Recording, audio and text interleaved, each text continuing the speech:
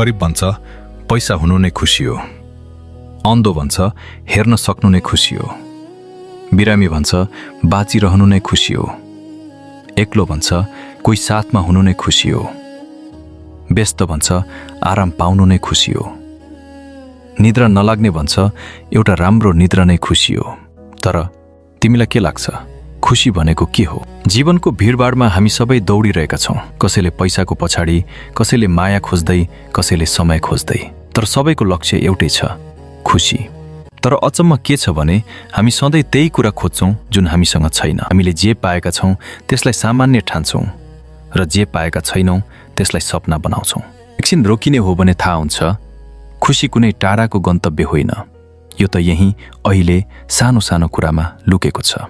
सास फेर्न सक्नु, आफ्नो मान्छेसँग 2 शब्द बोल्न पाउनु, थकित शरीरलाई आराम दिन पाउनु, यी सबै नै त खुसीका रूप हुन्।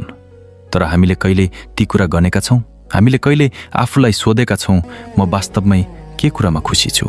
सायद खुसी भनेको सबै कुरा पाउनु होइन, जे छ त्यसलाई महसुस गर्न सक्नु।